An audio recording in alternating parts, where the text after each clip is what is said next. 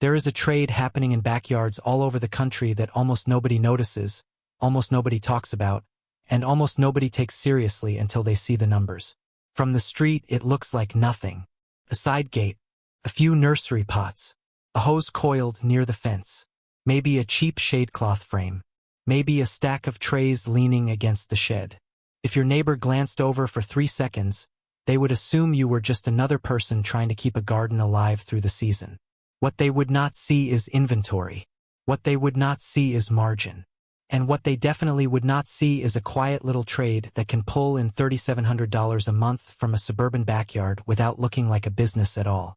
No storefront, no giant greenhouse, no employees, no delivery trucks with your logo on the side, no loud machinery, no smell, no line of customers at the gate, just plants. More specifically, one of the oldest, simplest, and most overlooked backyard trades still left standing: perennial propagation. Not seed packets, not cut flowers, not giant rows of vegetables, not houseplants shipped across the country in fancy packaging. I'm talking about taking hardy, proven perennials and ground covers, the plants people already know they want, the plants they kill and buy again, the plants landscapers use over and over, the plants homeowners need to fill the same blank spots every spring, and multiplying them quietly in your own backyard for cash. This trade is old. Predates social media. Predates Etsy.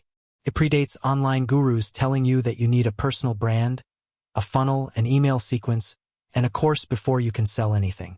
This trade worked when people sold divisions out of pickup beds, out of church parking lots, out of neighborhood swaps, and out of simple handwritten signs near the driveway. And it still works now for one reason: plants that survive and spread are always in demand. Every year, new homeowners move in. Every year, someone rips out dead shrubs. Every year, a gardener loses a patch to heat, drought, rabbits, clay soil, bad drainage, neglect, or simple inexperience. Every year, someone says the same sentence: "I just need something tough that actually comes back." And that sentence is where the money lives. Because the hidden backyard trade nobody talks about is not growing rare collector plants for a tiny group of enthusiasts. It is not chasing trendy foliage colors that disappear in 12 months. It is not gambling on exotic crops. It is not trying to become a social media flower farm with 50,000 followers. It is growing and multiplying dependable outdoor plants that normal people want right now.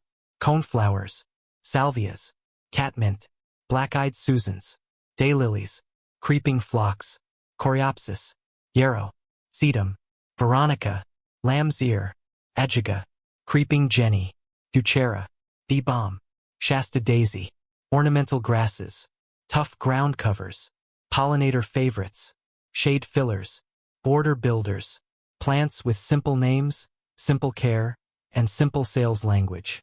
And the reason this trade stays hidden is because it does not look impressive while it is making money. That is the first thing you need to understand.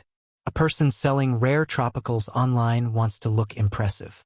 A flower farm wants to look cinematic. A market garden wants to look abundant. A perennial propagation yard looks like the back room of a garden center that accidentally spilled into somebody's fence line. Rows of trays, starter pots, mother plants cut back hard, small divisions rooting under shade, labels everywhere. It looks ordinary. It looks messy. It looks too small to matter. And that is exactly why people miss it. But by the end of this video, you are going to see the whole machine. I'm going to show you what this backyard trade actually is, why buyers keep coming back for the same kinds of plants, how the setup works in a standard yard, the 6 layers of income inside the trade, what it really costs to start, the mistakes that quietly kill the profit, and the math behind a realistic path to $3,700 a month. Not theory. Not fantasy. Not if everything goes perfectly. Just a simple trade built on multiplication, repeat demand, and the fact that most people would rather buy a hardy plant from a local person who can tell them where to put it than gamble on something weak, overpriced, and half-dead from a big box shelf. So let's start where the money actually begins. It does not begin with the sale. It begins with the mother stock. That is the backbone of the whole trade. If you do not understand mother stock, you will overbuy, overspend, and turn a beautiful simple trade into an expensive hobby. A backyard perennial propagation trade is built on a very small number of proven mother plants that you multiply again and again. That's it. That's the whole engine. One healthy clump becomes 4. 4 becomes 16. 16 becomes 64. And the person who doesn't understand this trade keeps thinking they need more varieties, more space, more complexity, and more startup cash, when what they actually need is discipline. A handful of plants. Repeated hard. The best backyard operators do not start with 50 varieties. They start with 10 to 15 workhorses. Plants that divide easily. Plants that root cleanly. Plants that transplant well. Plants that handle local weather. Plants with common names buyers already recognize. Plants that solve obvious problems. Full sun. Dry shade. Pollinators. Deer pressure. Fast fill. Long bloom. Low maintenance. Curb appeal. Erosion control.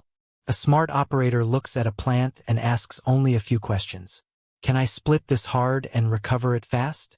Can a beginner keep this alive? Does the plant sell itself in one sentence? Can I grow enough of it in a small footprint? And can I produce it for far less than people are willing to pay locally? If the answer is yes, it stays. If the answer is no, it gets cut. That is the filter.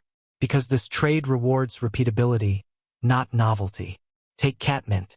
One mature clump can be divided into multiple saleable pieces.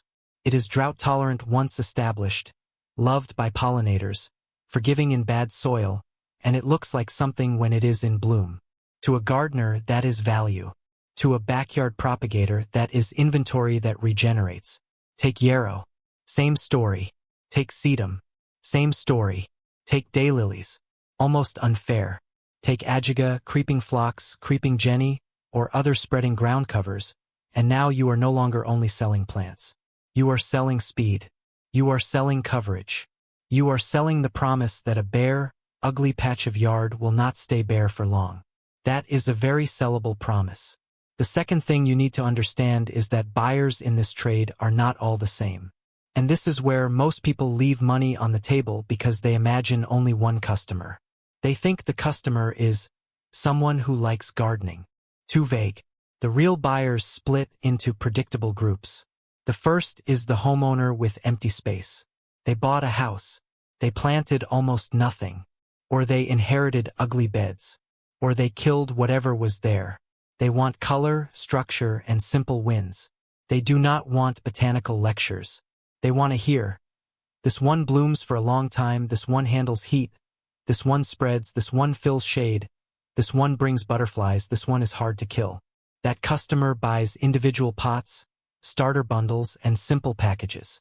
The second buyer is the bargain gardener. They know what local nurseries charge, and they are actively looking for a better deal on plants they already understand. They are not suspicious of backyard sellers. They prefer them. Why? Because they know a local backyard grower usually sells tougher plants that have actually lived outside in the local climate. That customer buys multiples. The third buyer is the repeat replacer. This is one of the most dependable customers in the entire trade, and nobody talks about them enough. These are people who buy the same category of plant again and again because something always dies. Maybe the bed is too hot. Maybe they underwater. Maybe rabbits hit them. Maybe they never amended the soil. It does not matter. What matters is simple. Replacement demand is real, and hardy perennials are often bought by the same person more than once.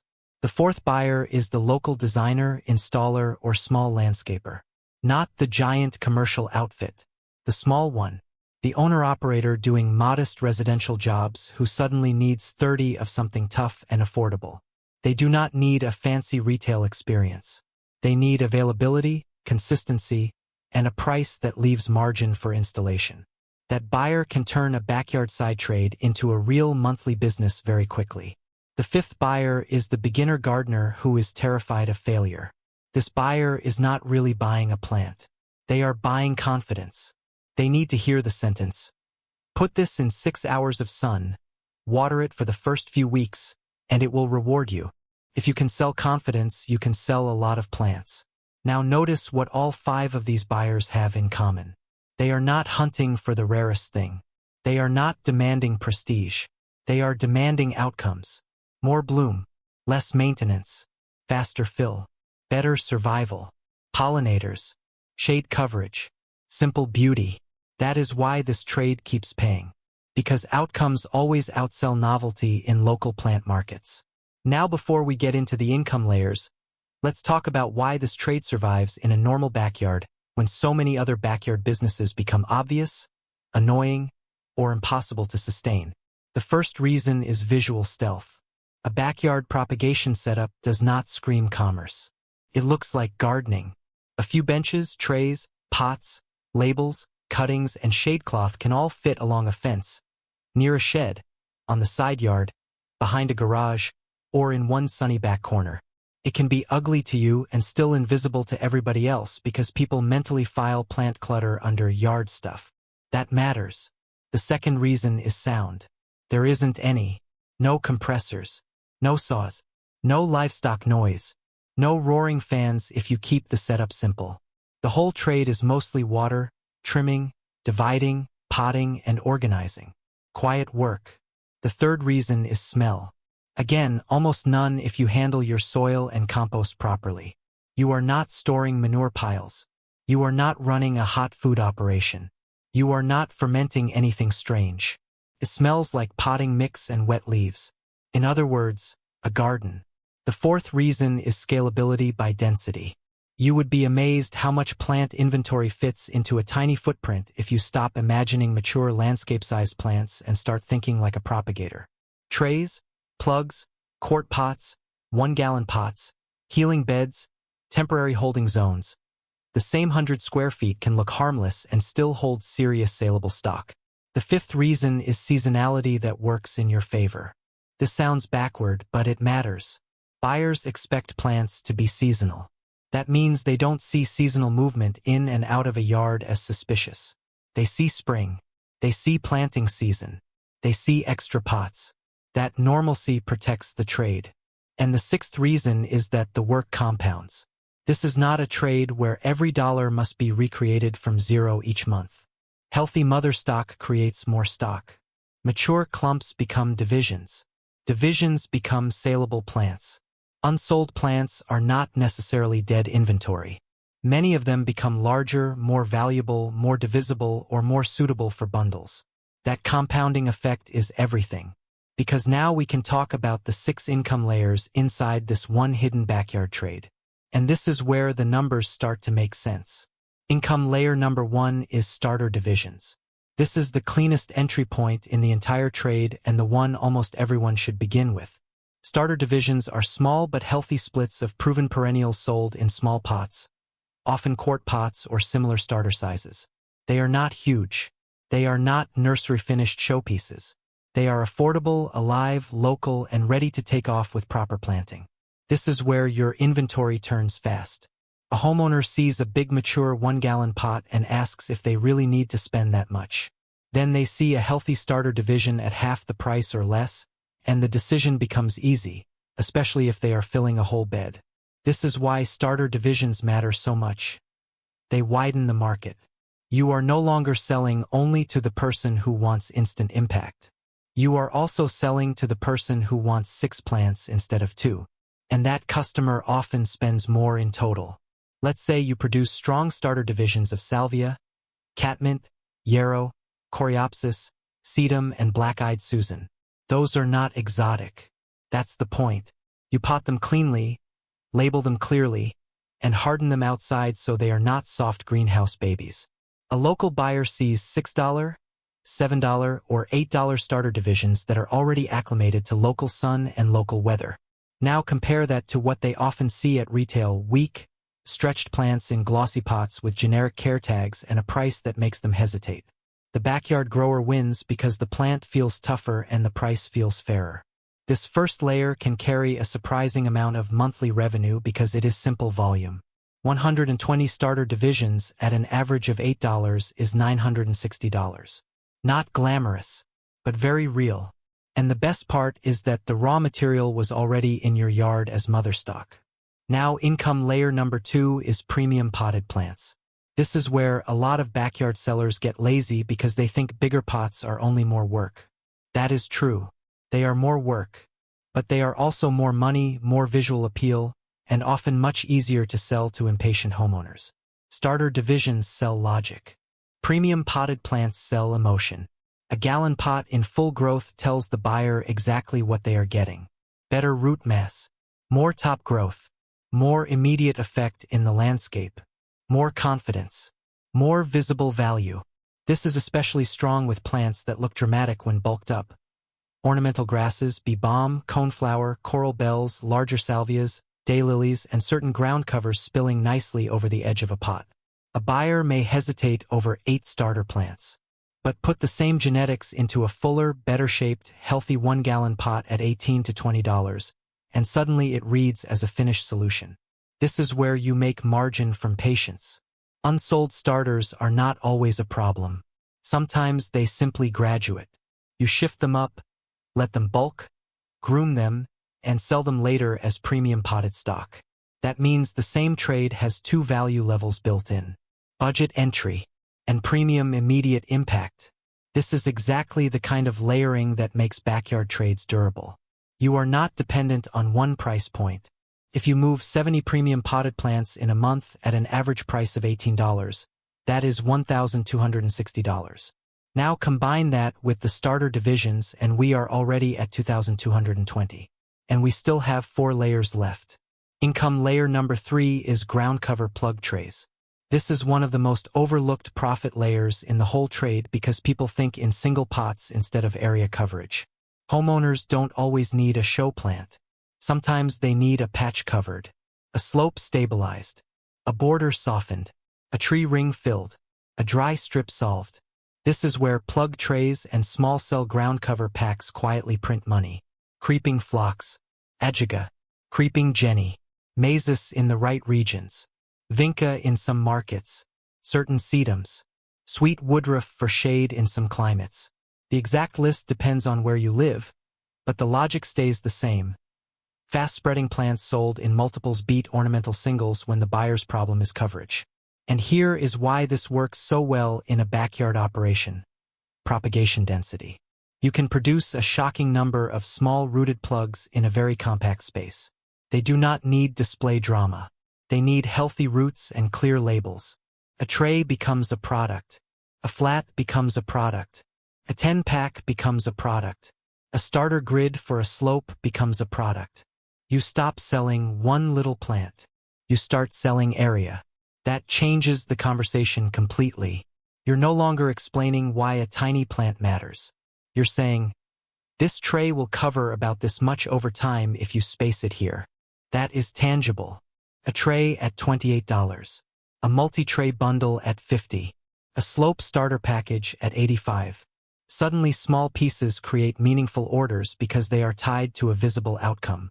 Move 20 trays or bundled equivalents in a month at an average of $28 and you have $560. Now the running total is $2,780. Still one hidden backyard trade. Still no storefront. Still no big overhead. Income layer number 4 is themed plant bundles. This is where ordinary inventory becomes faster money. Because most people are not great at choosing combinations. They freeze. They stand in front of individual plants and overthink. Will these look good together? Do they bloom at the same time? Will one outgrow the other? Is this the right one for pollinators? Is this enough color? Is this okay for shade? A backyard seller who understands this can make the decision easier and raise order value at the same time. Don't just sell 3 plants. Sell a sunny pollinator bundle. Sell a low waterfront border bundle. Sell a tough shade starter set. Sell a mailbox bed bundle. Sell a long bloom beginner pack. Sell a fast fill slope bundle. Now you are no longer asking the buyer to build a bed from scratch. You are handing them a simple answer. This is what good small sellers do in every industry. They reduce decisions. And plant bundles are powerful because they combine several advantages at once. They move multiple units per sale. They help newer gardeners feel safer. They use inventory across categories. They let you feature plants that might not move as quickly alone. And they position you as someone who knows what works together. That last point matters more than people realize. The second you can say, this set gives you early bloom, midsummer color, and something still standing in fall, you are not just a person with plants. You are a person with guidance. Guidance sells. A 3-plant bundle at $35 is an easy yes for a beginner. A 5-plant bundle at $59 or $65 can still feel like a bargain next to nursery pricing if the plants are healthy and the concept is clear. Let's keep the math conservative. 18 bundles in a month at an average price of $35 gives you $630. Running total, $3,410. Now we are close enough that the last 2 layers do not need to be huge to cross the title number. Income layer number 5 is bulk local orders. This is the layer that turns a side hustle into a trade. Not because it happens every day. Because when it does happen, it moves inventory quickly. This does not mean you need to chase commercial contracts. That is how people overextend and ruin good backyard operations. It means staying visible enough in your local market that a small landscaper, handyman gardener, church grounds volunteer, HOA helper, or neighborhood installer knows you can supply practical plants in decent quantity. Maybe they need 20 daylilies. Maybe they need 30 sedums. Maybe they need flats of ground cover. Maybe they need a mix for a simple pollinator bed at a client's house. The buyer is not usually looking for retail perfection. They are looking for availability, fair pricing, toughness, and speed. This is where your backyard trade gains serious leverage from stock depth. If you keep multiplying the same dependable varieties, eventually you are the person who actually has enough of something when somebody needs it. That is rare. Most small sellers have randomness. They have 3 of this, 2 of that, one thing blooming, another thing struggling, and no repeatable stock depth.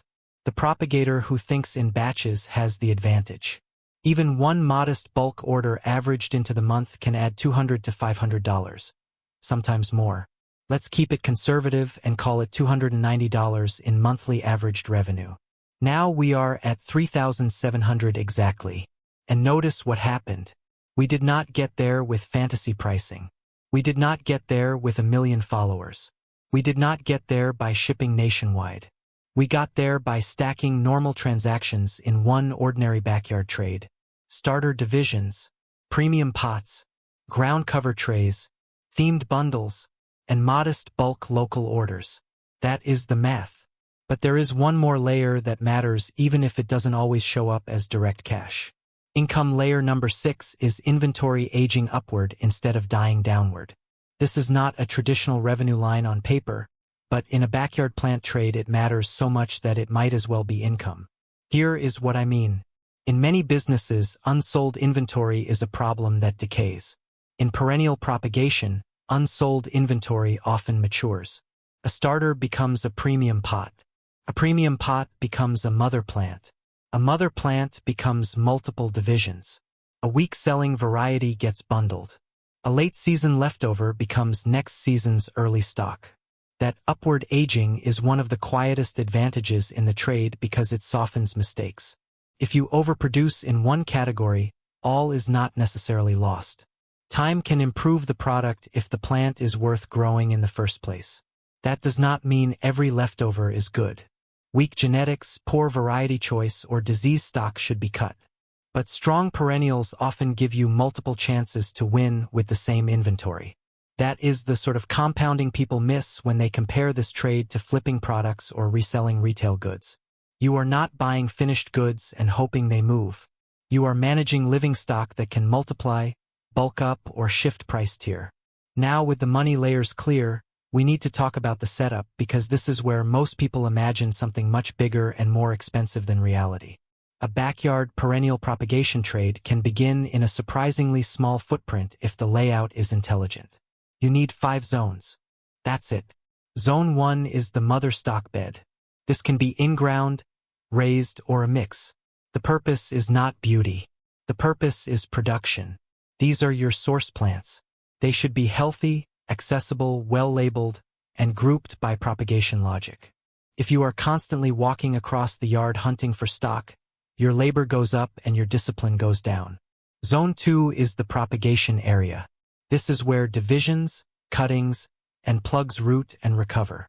It may be a bench under shade cloth, a table with trays, or a protected strip with good airflow. It does not need to be fancy. It needs cleanliness, drainage, and organization. Zone 3 is the potting station. A simple bench, potting mix storage, hand tools, labels, and containers. What matters here is speed. If every potting session turns into a treasure hunt for tags, pots, and soil, your energy leaks away and the trade becomes annoying. Zone 4 is the hardening and display area. This is the quiet retail engine. Plants here should look saleable. Not perfect. Saleable. Clean enough. Watered. Labeled. Grouped in ways that help people buy. The setup can be as simple as neat rows near the driveway on pickup day or a side yard walkthrough for prearranged buyers. Zone 5 is the holding zone. This is where plants that are not ready, not pretty, or not currently listed go to recover, bulk up, or wait for the next cycle. Without a holding zone, everything gets mixed together, and your yard starts looking chaotic instead of productive. Now notice what is missing from that setup. No giant infrastructure. No expensive technology. No giant payroll. No $1,000 decorative greenhouse required on day one. A shade cloth frame, nursery pots, labels, good potting media, hand pruners, watering access, and discipline go much farther in this trade than shiny equipment. Which brings us to the biggest mistakes. Every profitable backyard trade has a few silent killers. In this one, they usually look harmless at first. Then they steal margin. Mistake number 1 is growing what you like instead of what your market repeatedly buys. This is the most common error because plant people are emotional. They fall in love with foliage, bloom color, collector varieties, or unusual names. None of that guarantees sales. Your yard can become a museum of your taste while your bank account stays flat. The trade pays when you grow repeatable winners with clear value to normal buyers. Mistake number 2 is choosing weak mother stock. If the source plants are mediocre, everything downstream is mediocre. Slow growth, poor recovery, disease problems, inconsistent color, lower customer confidence. Good mother stock is expensive compared to cheap random clearance plants, but bad stock contaminates the whole trade. Start with strength. Mistake number 3 is overwatering young divisions. People kill profit with kindness. New divisions do need consistent moisture, but saturated, airless conditions rot roots, invite fungus, and set back recovery. Healthy propagation is a balance between moisture and oxygen. If your plants are constantly wet and stalled, that's not nurturing. That's suffocation. Mistake number 4 is underlabeling. You think you will remember. You will not. Not after cutting back, shifting trays, moving stock, and potting fast on a hot afternoon. Lost identity becomes lost price. If you cannot confidently say what it is, what light it wants, and why it matters, the sale gets harder immediately. Mistake number 5 is selling ugly plants too early. This one hurts because you get impatient. The roots are there, technically it is alive, and you want cash now. But buyers react first with their eyes. A slightly fuller, cleaner, better-groomed plant can sell twice as fast with less convincing. There is a difference between efficient turnover and desperate premature selling. Mistake number 6 is offering too many choices. People think more choice creates more sales. In local plant selling, too much choice often creates confusion. 10 dependable varieties presented clearly will outperform 40 random options arranged badly. Simplicity improves confidence and speed. Mistake number 7 is ignoring timing. This trade has rhythms. Divide at the wrong time, list too early, let things overbloom in pots, or miss peak local planting windows and margin slips away. Good backyard operators are not only growers. They are seasonal planners. Mistake number 8 is pricing from insecurity instead of value. Many backyard sellers underprice because they feel informal. They think, I'm not a real nursery, so I should charge almost nothing. That is a fast path to burnout. If your plants are healthy, locally acclimated, properly labeled, and genuinely helpful to buyers, you are allowed to price for profit. Fair does not mean cheap. Fair means strong value. Mistake number 9 is failing to create repeat customers. A plant buyer who succeeds with one plant often comes back for 6 more. That is gold. But if you treat every sale like a one-off transaction instead of the start of a relationship, you waste the easiest marketing you will ever get. A simple follow-up message, a care note, or a recommendation for the next season can turn one buyer into a recurring customer. Mistake number 10 is letting the business sprawl into the whole yard. This trade works partly because it is compact and controlled. When it spills into every path, every patio, every walkway, every spare inch, you lose peace, efficiency, and sometimes household support. Boundaries matter. Productive corners beat total takeover. Now let's talk about what a path to $3,700 a month actually looks like in practice, because numbers on paper are useless without workflow. Here is a realistic rhythm. You begin with a focused stock list, maybe 12 core varieties.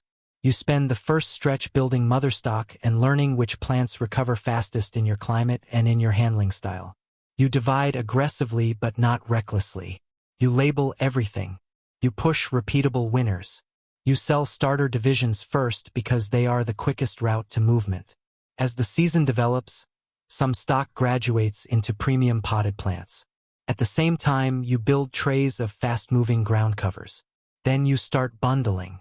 Now average order value rises. Once local buyers trust your plants, small bulk opportunities appear. And underneath all of this, mother stock keeps multiplying. This is the part people miss. The trade does not become powerful because of one huge sale. It becomes powerful because the same core plants create more saleable units over and over.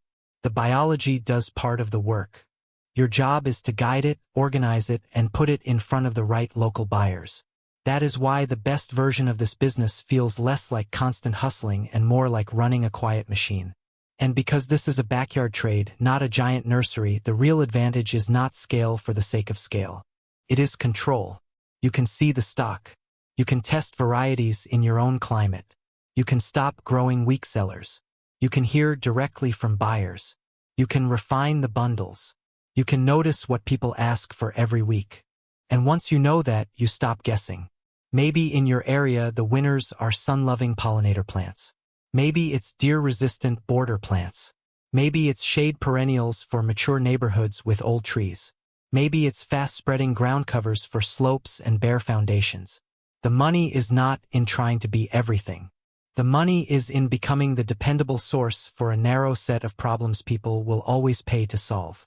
Now picture the finished version of this trade. It's early Saturday morning. Not glamorous, just calm. Trays watered. Labels facing forward. Starter divisions in clean rows. A few bigger pots grouped near the front. A couple of pollinator bundles already spoken for. A local installer messaging you about availability on sedum and salvia. A repeat buyer asking what survives afternoon heat by the mailbox. A beginner gardener buying a bundle because they trust you when you say, "These three will do well together." No huge production team. No warehouse. No polished retail floor. Just a backyard, a system, and inventory that keeps replacing itself. That is the hidden appeal of this trade. It can be small enough to fit into an ordinary life and still meaningful enough to pay like a real side business. And the reason no one talks about it is because it is too practical to go viral. It is not flashy enough. There is no dramatic reveal. No futuristic gadget. No billionaire angle. No impossibly cinematic setup. It is just multiplication. Healthy plants, divided well, sold locally, repeated often. That is it. And that simple sentence is exactly why it still works. Because while everybody else is chasing crowded online trends, complicated businesses, and fragile products that need constant reinvention, the backyard propagator is quietly doing something older and more durable. They are selling resilience. They are selling bloom. They are selling coverage. They are selling beginner confidence. They are selling local toughness. They are selling plants that know how to live where they are being planted. And that matters more than most people realize. So if you were to build this trade from scratch, the smartest path is not to ask, "How do I create the biggest plant business possible?" The smartest path is to ask a simpler question. What 10 to 12 outdoor plants in my area solve the most common problems? Divide easily, sell clearly, and come back strong. Start there. Build mother stock. Multiply. Label. Simplify. Bundle. Repeat. Then let time do what time does in a perennial trade. Turn one into many. That is how a hidden backyard operation grows without ever looking loud. That is how a side yard becomes inventory. That is how ordinary plants become recurring revenue. And that is how a backyard trade that almost nobody talks about can still quietly pay $3,700 a month.